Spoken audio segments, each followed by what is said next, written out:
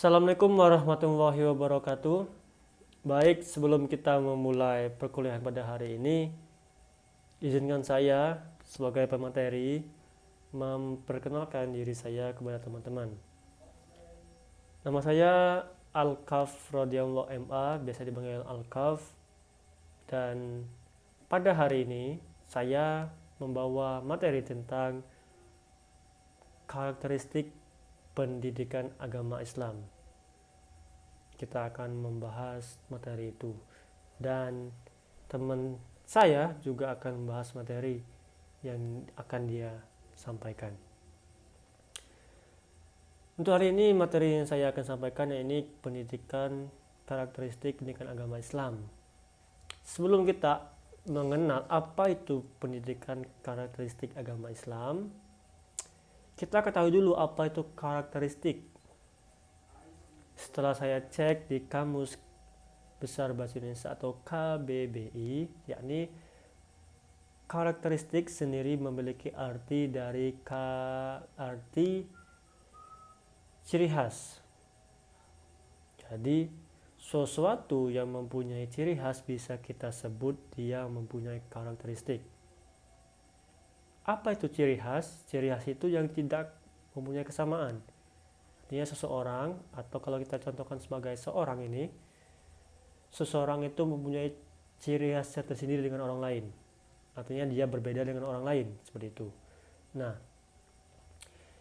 ciri khas itu mempunyai dua bentuk. Ciri khas yang baik maupun jelek. Sesuatu yang memiliki ciri khas jelek maupun baik itu tetap kita sebut karakteristik. Maka tidak ada bedanya maupun jelek maupun bagus. Jadi bisa kita simpulkan bahwa karakteristik adalah sesuatu yang memiliki perbedaan dengan sesuatu yang lain. Seperti itu teman-teman. Baik. Jadi apa itu karakteristik pendidikan agama Islam? Yakni pendidikan agama yang memiliki perbedaan dengan pelajaran lain. Bahwa karakteristik pendidikan agama Islam ini lebih memiliki pengajaran ke fokus akidah, tata krama, dan berbuat baik kepada semua orang. Tentu ini adalah pelajaran beda dengan pelajaran yang lainnya. Contoh saja seperti matematika. Matematika tidak dituntut untuk berbuat baik ke semua orang. Kalau pelajaran agama kita dituntut untuk memiliki akidah yang kuat dan juga berbuat baik ke semua orang. Artinya maksud saya di sini yakni dia memiliki karakteristiknya sendiri. Matematika mempunyai karakteristiknya sendiri, sedangkan pendidikan agama Islam juga mempunyai ciri khasnya sendiri. Dan seperti yang saya kutip di makalah, menurut Yusuf Al-Qaradawi, tuntunan Islam adalah mempelajari suatu hal menjadi individu yang baik, seutuhnya, pikirannya dan hatinya, jiwa dan jasmaninya, moral dan keterampilannya. Itu adalah menurut Yusuf Qaradawi. Dan poin kedua adalah teman-teman, bahwa tidak pernah membebani umat. Tidak pernah membebani umat. Jadi karakteristik pendidikan agama Islam yakni dia tidak selalu membebani semua orang. Artinya ada kelas-kelasnya sendiri. Jadi apa yang dimaksud karakteristik pendidikan agama Islam ialah pendidikan yang mempunyai karakteristik yang mana selalu tidak memberatkan manusia untuk mempelajari ilmu pengetahuannya. Setiap ilmu memiliki proses-prosesnya sendiri, tahapan-tahapannya sendiri. Seperti di Indonesia kita mempunyai proses-prosesnya sendiri. Ada SD, SMP, dan juga universitas.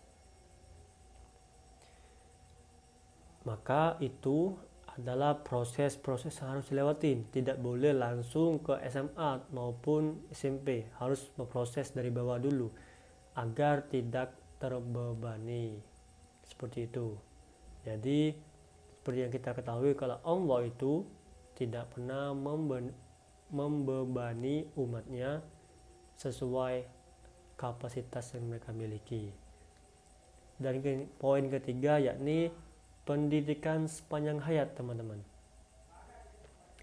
Pendidikan sepanjang hayat maksudnya di sini ialah kita sebagai manusia selalu belajar, tak kenal henti. Maksudnya belajar di sini bukan hanya belajar sekolah formal yang seperti saya singgung tadi, SMP, SMA, dan kuliah, namun juga pendidikan sepanjang hayat ini belajar di luar dari pendidikan formal. Maupun orang itu tidak sekolah maupun sekolah, kita sebagai manusia pasti merasakan apa itu pendidikan.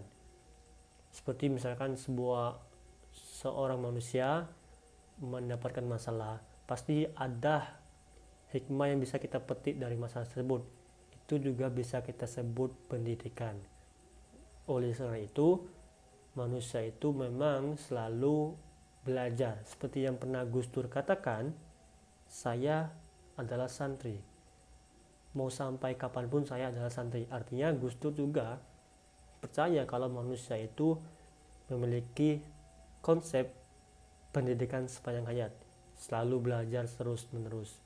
Bahkan sampai maut memisahkan. Sampai kita sudah meninggal.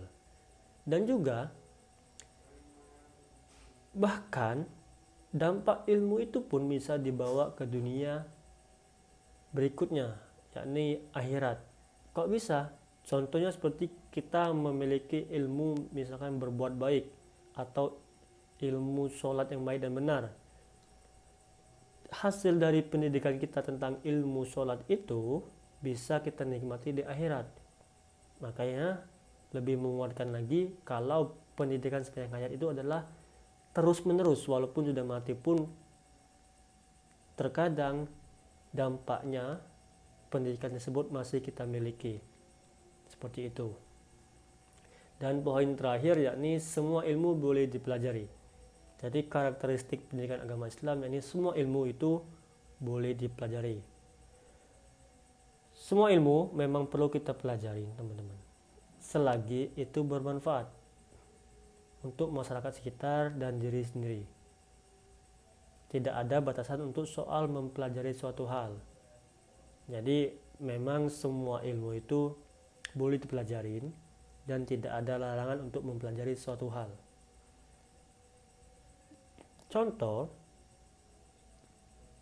Contohnya itu yakni walaupun ilmunya itu tidak ada embel-embel agama, itu boleh dipelajari. Seperti contoh merakit bom.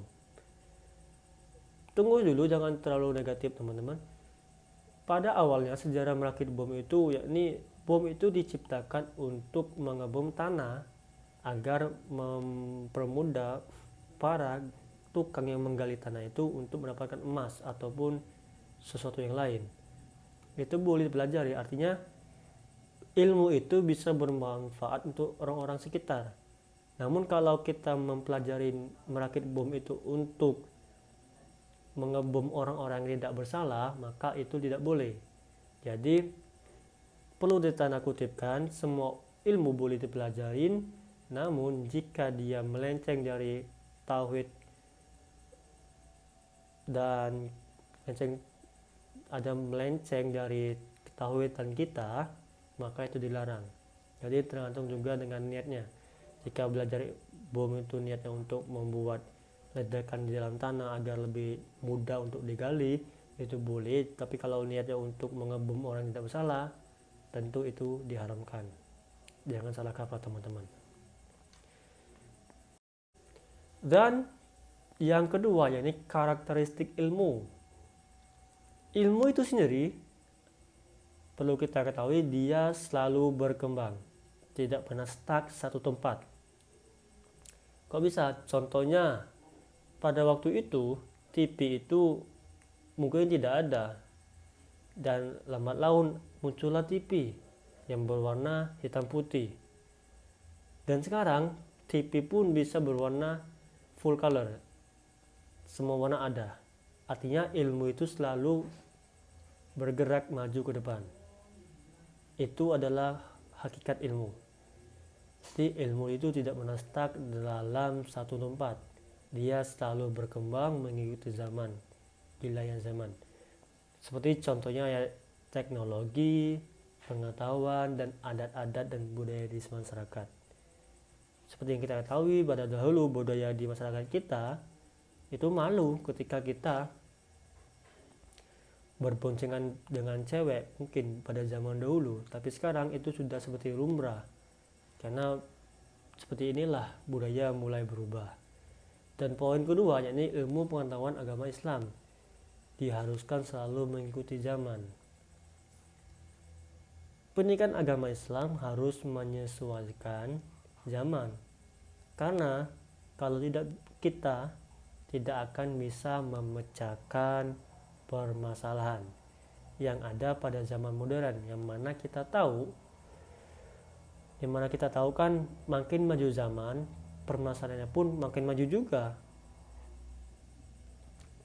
Beragama, contoh seperti hukum bayi tabung. Pada zaman dahulu saya yakin itu belum ada ulama yang membahas bayi tabung.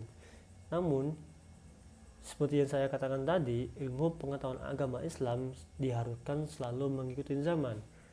Bukan berarti ketika pada zaman dahulu tidak ada yang membahas apa hukumnya bayi tabung, terus kita sebagai pendidikan agama Islam tidak bisa menjawab. Tentu kita harus menjadi lebih fleksibel atau jangan kaku. Contoh juga seperti kasus yang terbaru ini, kasus binomo, kasus yang bisa dibilang seperti judi. Pada zaman dulu memang tidak ada judi online ya seperti binomo ini, tapi di zaman sekarang ada. Nah, inilah yang dimaksud kita harus mengikuti zaman. Dan juga seperti online shopping, belanja online, itu juga kan kita harus dikaji. Artinya ilmu pengetahuan agama Islam diharuskan selalu mengikuti zaman. Jika ilmu agama Islam ini tidak mengikuti zaman, maka ini akan ketinggalan dan tidak bisa menjawab problematika yang terbaru. Contohnya seperti yang pernah dibilang sama Pak Yahya di semester 1 dulu, bahwa wanita itu diwajibkan pakai jilbab. Karena kalau pada zaman dulu ketika wanita tidak memakai jilbab, presentasi kebahayaan wanita itu, presentasi dalam kebahayaan wanita itu lebih tinggi. Maka dianjurkan untuk memakai jilbab agar lebih melindungi wanita pada zaman itu, kata Pak Yahya. Namun ada insiden yang menyebabkan di Amerika Serikat yang bom bunuh diri, yang gedung kembar itu dibom sama orang yang katanya orang Islam. Maka pada era itu, pada waktu itu, semua orang-orang yang berKTP Islam di Amerika itu mendapat diskriminasi yang jelek, yang sangat-sangat jelek. Bahkan wanita yang berjilbab selalu kena sasaran. Ada beberapa ulama, kata Pak Yahya, mengatakan boleh wanita melepas hijab, karena pada era itu, pada waktu itu, wanita yang memakai jilbab dapat diskriminasi yang jelek. Jadi boleh melepas untuk kebaikannya di Amerika. Itulah yang dinamakan ilmu pengetahuan agama Islam diharuskan selalu mengikuti zaman. Jangan kaku, kita harus fleksibel. Dan juga poin yang ketiga yakni pendidikan Islam tidak cukup hanya membimbing tumbuhnya kualitas kecerdasan, melainkan juga harus melahirkan proses lifelong education. Sama lifelong education, ini pendidikan sepanjang hayat. Jadi bahwa pendidikan agama Islam pada intinya tidak hanya membentuk setiap individu dapat membimbing dirinya sendiri lebih baik lagi, namun juga dapat mengajak orang lain lebih baik lagi, dan juga bukan hanya kualitas kecerdasan, namun bisa mampu memberi Yang kedua yaitu kemudahan thinking orang skill, lain yang ketiga untuk yaitu life skill. mencapai Nah, learning kejayaannya skill sendiri itu dengan merupakan meningkatkan keterampilan skill mengembangkan dan pada mengelola orang lain pengetahuan untuk dan dapat pengalaman bertahan hidup serta dan kemampuan dalam mendapatkan menjalani belajar kesejahteraan. sepanjang hayat. Nah, Seperti itu teman-teman. sedangkan thinking skill itu merupakan suatu keterampilan berpikir kritis, Dan kemudian yang ketiga kreatif dan yakni inovatif untuk menghasilkan karakteristik pendidikan keputusan dan agama pemecahan masalah Islam secara dalam lembaga optimal. Nah, pendidikan formal. sedangkan life Di sini skills ada itu 2 poin seperti yang kita ketahui yaitu yang akan saya merupakan keterampilan sampaikan. hidup yang Karakteristik mencakup pendidikan kematangan agama Islam emosi di dan madrasah dan sosial yang juga bermuara pada daya karakteristik juang, kemudian pendidikan tanggung jawab agama dan kepekaan Islam di sosial yang sekolah umum. tinggi. Yang pertama yakni karakteristik pendidikan agama Islam di madrasah. Yang kita ketahui, pendidikan agama Islam yang ada di lembaga formal seperti di madrasah yang terdiri dari beberapa mata pelajaran yang memiliki karakteristiknya tersendiri atau ciri khasnya tersendiri. Yang pertama yakni aspek Al-Quran dan hadis.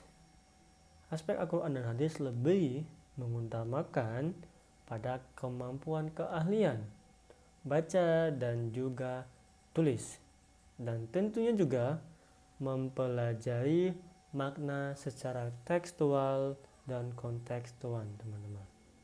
Tekstual dan kontekstual, serta dapat menerapkan pelajaran-pelajaran tersebut dalam keseharian harian. Bahwa yang paling penting itu kita dapat menerapkan apa yang pernah kita pelajari. Sekedar mengetahui tapi tidak menerapkan itu sama saja seperti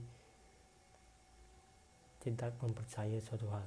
Kita tahu itu haram namun kita tidak menerapkannya di kehidupan sehari-hari, tentu itu tidak yang baik. Dan juga yang kedua yakni aspek akidah. Akidah di sini dia lebih mengutamakan pada keahlian dalam mempelajari, menguatkan keyakinan yang benar serta menghayati dan juga menerapkan norma-norma tersebut dalam keseharian. Poin yang ketiga yakni aspek akhlak. Akhlak lebih mementingkan pelajaran dalam kepribadian yang baik, tutur krama yang baik, dan menjauhi perilaku yang buruk dalam keseharian. Dan yang terakhir teman-teman, lebih aspek fikih,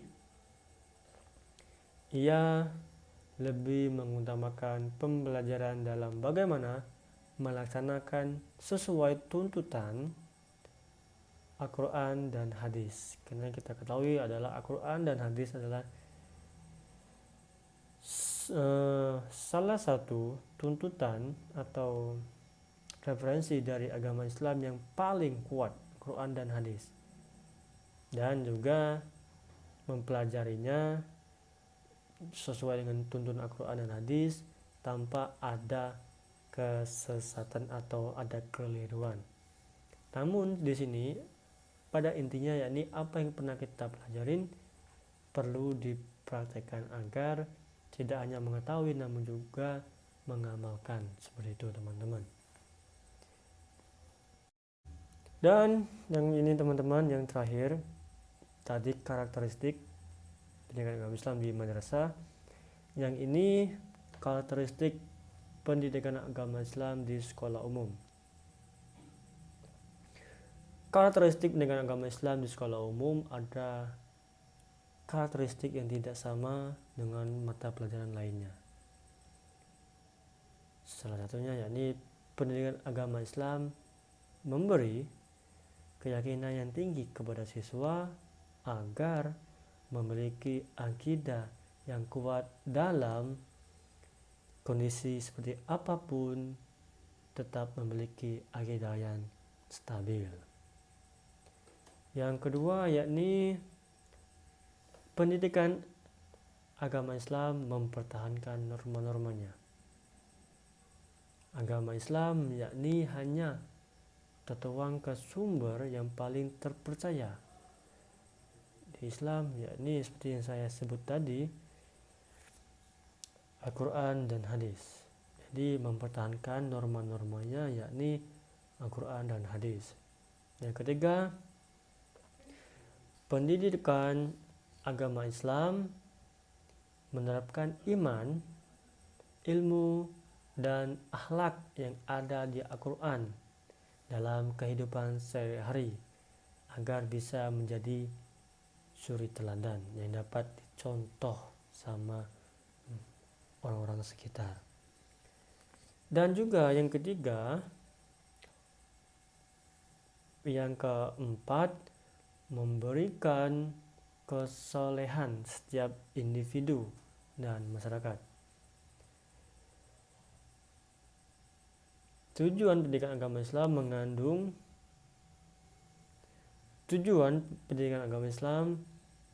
mengandung suatu hal yang berwujud dan bersifat yang dapat dinalar secara rasional dan suprarasional. Dan yang terakhir, belajar dari sejarah Islam sebelumnya agar dapat mengambil hikmahnya dan tidak mengulangi sejarah yang kedua kalinya. Maksudnya kita mempelajari sejarah-sejarah sebelumnya seperti kisah-kisah para nabi agar kita bisa mempelajari apa hikmah yang bisa kita ambil dan apa pelajaran yang bisa kita hindari agar tidak mengulangi kesalahan yang sama.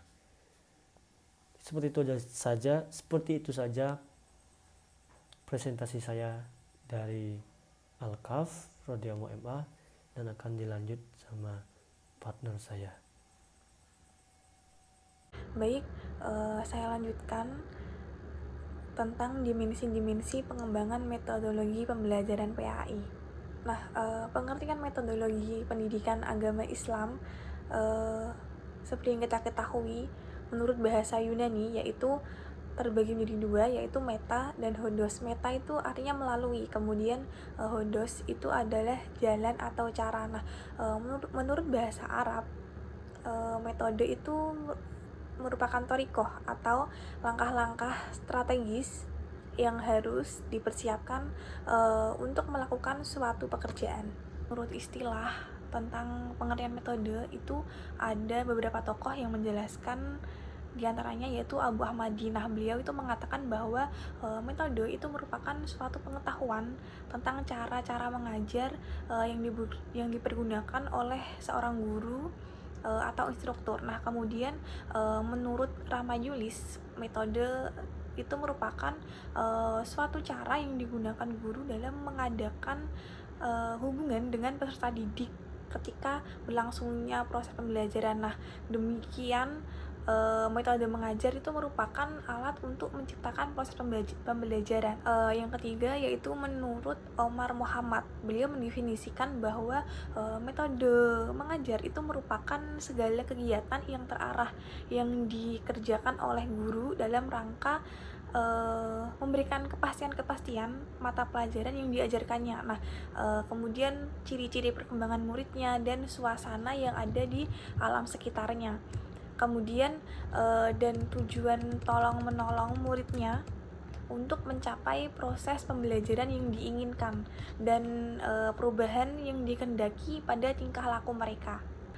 Berdasarkan definisi yang telah saya jelaskan tadi, itu ada beberapa hal yang harus ada dalam metode pembelajaran. Nah, pertama yaitu kita harus memperhatikan adanya tujuan yang hendak dicapai itu apa, kemudian adanya aktivitas untuk mencapai tujuan tersebut, kemudian aktivitas itu terjadi pada saat proses pembelajaran berlangsung. Nah, kemudian adanya suatu perubahan tingkah laku setelah aktivitas itu dilakukan, seperti itu. Nah, kemudian dalam penerapannya metode pendidikan agama Islam itu menyangkut permasalahan individual atau sosial peserta didik dan pendidik itu sendiri. Nah, untuk itu dalam menggunakan metode, seorang pendidik itu harus memperhatikan dasar-dasar umum metode pendidikan Islam. Karena apa? Karena metode pendidikan itu merupakan sarana atau jalan menuju tujuan pendidikan. Nah, sehingga segala jalan yang ditempuh oleh seorang pendidik itu harus mengacu pada asas-asas dasar atau dasar metode pendidikan tersebut. Nah, saya akan menjelaskan beberapa asas metode pendidikan agama Islam, yaitu pertama, asas agamis. Asas agamis itu maksudnya adalah metode yang digunakan dalam pendidikan agama Islam itu haruslah berdasarkan pada agama.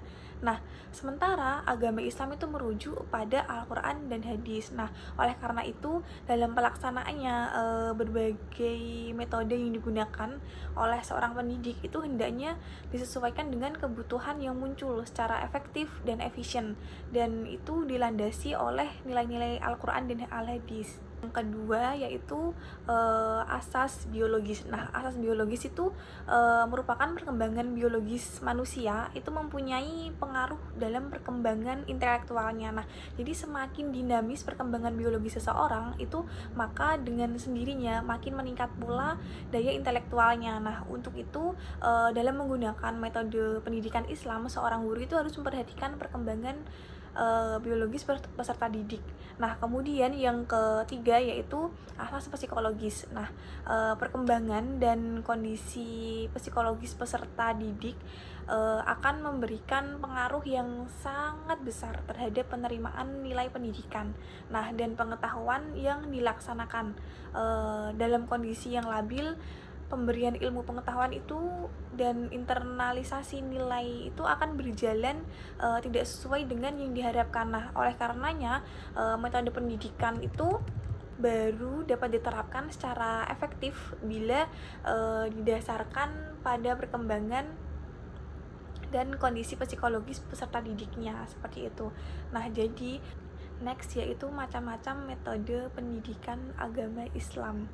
Nah, di situ seperti yang kita ketahui banyak sekali metode-metode yang sering kita gunakan dalam proses belajar mengajar di dalam ruangan kelas. Nah, beberapa di antaranya yaitu ada metode ceramah, metode tanya jawab, metode diskusi, dan lain sebagainya. Nah, metode ceramah itu merupakan suatu metode yang cara penyampaiannya informasi itu melalui peraturan secara lisan oleh pendidik dan peserta didik. Nah, dan metode ceramah ini sering banget digunakan oleh seorang pendidik. Nah, kemudian ada metode tanya jawab. Metode tanya jawab ini adalah suatu cara mengajar di mana seorang guru itu mengajukan beberapa pertanyaan kepada murid tentang bahan pelajaran yang telah diajarkan atau bacaan yang telah mereka baca sebelumnya. Kemudian metode yang ketiga yaitu metode diskusi. Nah, metode diskusi ini merupakan metode yang cara penyajiannya atau penyampaian bahan ajar itu di mana pendidik itu memberikan kesempatan kepada peserta didik untuk membicarakan atau menganalisis atau mendiskusikan materi yang telah disampaikan oleh seorang pendidik. Nah, entah berupa pendapat atau mungkin mereka membuat kesimpulan atau menyusun berbagai alternatif pemecahan atas suatu masalah yang diberikan oleh pendidik. Nah, kemudian yang keempat yaitu metode pemberian tugas. Nah, metode pemberian tugas ini itu merupakan suatu cara mengajar di mana seorang guru itu memberikan tugas-tugas tertentu kepada murid, sedangkan hasil tersebut itu diperiksa oleh guru dan murid itu harus mempertanggungjawabkan jawabannya, entah ini itu nyontek temennya atau mungkin lain sebagainya seperti itu. Jadi guru dapat menilai hal tersebut. Nah, kemudian ada juga metode demonstrasi. Nah, metode demonstrasi ini itu merupakan suatu cara mengajar di mana guru itu mempertunjukkan tentang suatu proses atau pelaksanaan sesuatu sedangkan murid itu memperhatikannya. Nah, kemudian ada juga metode eksperimen. Nah, metode eksperimen ini suatu cara yang digunakan oleh seorang guru itu untuk menyuruh muridnya melakukan suatu percobaan seperti itu. Nah, kemudian ada metode amsal atau metode perumpamaan. Nah, di mana metode ini itu seorang guru mengajar, menyampaikan materi pelajaran melalui contoh atau perumpamaan. Kemudian ada metode targhib atau tarhib. Nah, suatu cara mengajar di mana seorang guru itu memberikan materi pelajaran dengan menggunakan ganjaran terhadap kebaikan dan hukuman terhadap keburukan peserta didik dalam melakukan kebaikan dan menjauhi keburukan. Kemudian yang terakhir itu ada metode pengulangan atau takror. Nah, di sini itu merupakan suatu cara mengajar di mana seorang guru itu memberikan materi ajar dengan cara mengulang-ulang materi tersebut. Nah, dengan harapan agar si siswa itu dapat mudah untuk mengingat materi-materi yang telah disampaikan oleh pendidik tersebut. Sebenarnya masih banyak lagi metode-metode yang bisa kita gunakan dalam mengajar dalam pembelajaran pendidikan agama Islam seperti itu.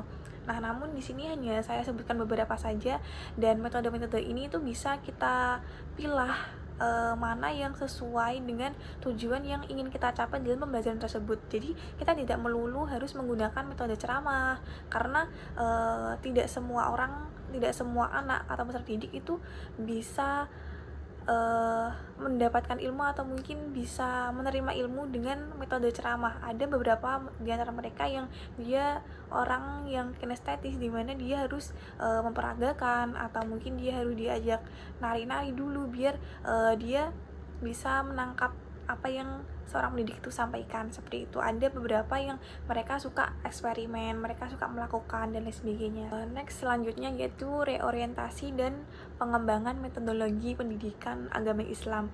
Nah, seperti yang kita ketahui bahwa metodologi pendidikan itu diartikan sebagai prinsip-prinsip yang mendasari kegiatan kemudian mengarahkan perkembangan seseorang. Nah, khususnya proses belajar mengajar. Nah, kemudian atas dasar tersebut maka metodologi pendidikan itu harus didasarkan dan disesuaikan dengan pertama yaitu didasarkan pada pandangan bahwa manusia itu dilahirkan dengan potensi bawaan tertentu. Nah, dan dengan itu ia itu mampu berkembang secara aktif dalam lingkungannya. Nah, hal ini itu mempunyai implikasi bahwa proses belajar mengajar itu harus didasarkan pada prinsip belajar siswa yang aktif atau student active learning, kemudian dapat mengembangkan kemampuan belajar atau learning ability. Nah, kemudian yang kedua yaitu didasarkan atas karakteristik masyarakat madani, yaitu masyarakat yang bebas dari ketakutan. Nah, bebas berekspektasi dan bebas menentukan arah kehidupan. Nah, kemudian yang terakhir yaitu learning kompetensi, yaitu peserta didik itu akan memiliki seperangkat pengetahuan, keterampilan, sikap, wawasan, dan penerapannya. Nah, sesuai dengan kriteria atau tujuan pembelajaran. Nah, penguasaan ilmu pengetahuan, terus kemudian keterampilan, keahlian berkarya. Kemudian ada beberapa tokoh yang mengatakan bahwa metodologi pendidikan agama Islam itu tidak kunjung berubah antara pra dan post era modernitas. Nah, jadi pendidikan Islam itu lebih menitik beratkan pada aspek yang lebih menekankan kehafalan teks-teks keagamaan yang sudah ada terdahulu. Nah, kemudian teks-teks tersebut itu dijadikan suatu acuan akan kembali ke masa lalu. Nah, seperti khususnya fikih, kemudian perang salib. Menurut beberapa pandangan, ada yang mengatakan bahwa metodologi pendidikan agama Islam saat ini itu hanya sekedar mengantarkan peserta didik, ya, mengantarkan peserta didik mengetahui dan memahami sebuah konsep. Nah, sementara upaya internalisasi nilai itu belum dapat dilakukan secara baik. Nah, hal ini tuh terbukti dari munculnya fenomena kesenjangan antara pengetahuan dengan praktik kehidupan sehari-hari. Nah, misalnya peserta didik itu mengetahui seperangkat nilai-nilai modernisasi seperti kreatif, tepat waktu, disiplin. Nah, jadi dari beberapa masalah di atas itu metode pembelajaran dan mentalitas mendidik itu sangat perlu untuk diperhatikan. Nah, sebagus apapun tujuan pendidikan, jika tidak didukung oleh dua faktor tersebut, yaitu metode yang tepat dan mentalitas pendidik yang baik. Nah, sangat sulit untuk dapat tercapai dengan baik. Nah, jadi sebuah metode dan sebuah metode itu akan mempengaruhi sampai tidaknya suatu informasi. Jadi masyarakat madani yang menjadi cita-cita itu tidak hanya pada bahan hafalan dan pengetahuan peserta didik saja. Nah, namun ada perubahan sikap, kemudian ada perilaku yang sesuai dengan konsep yang dimaksud atau tujuan yang ingin dicapai, yaitu masyarakat yang religius, demokratis, tertib dan sadar hukum, taat hukum, kemudian menghargai hak asasi manusia, kreatif, mandiri, percaya diri, dan lain sebagainya. Nah, memiliki semangat kompetitif dengan semangat persaudaraan. Pergeseran paradigma saat ini itu juga akan berpengaruh terhadap metodologi pendidikan dan proses peserta didik yang belajar melalui internet, kemudian web, e-learning, YouTube, Zoom meeting, Google Meet, dan lain sebagainya. Nah, apalagi sekarang kita sedang berada di era pandemi, di mana semua metode pendidikan dan alat-alat pendidikan itu serba canggih. Nah, tugas utama pendidik itu lebih terfokus untuk mengajar peserta didik. Nah, untuk mengakses sendiri informasi dan pengetahuan yang diperlukan untuk menambah pengetahuan mereka. Nah, proses pembelajaran ini itu lebih cenderung menggunakan learning based daripada teaching based. Nah, yang akan menjadi kunci pengembangan peserta didik. Nah, metodologi ini tuh lebih diorientasikan kepada cara mengaktifkan peserta didik, cara untuk menemukan, kemudian cara untuk memecahkan masalah. Nah, jadi penggunaan penilaian dan evaluasi secara komprehensif, kemudian pengakuan terhadap kompetensi relatif yang bebas dari cara atau strategi, dan pengembangan sikap atau perilaku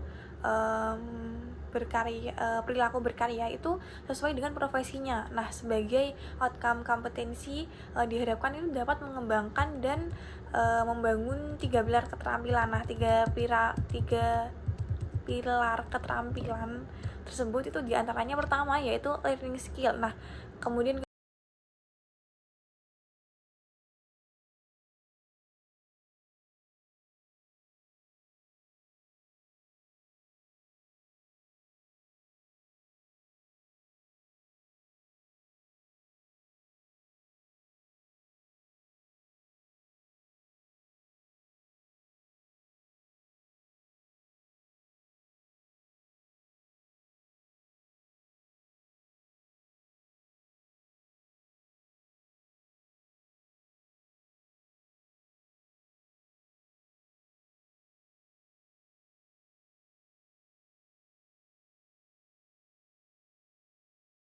mungkin itu yang dapat kami sampaikan. Jika ada salah kata atau kurangnya, kami mohon maaf yang sebesar-besarnya.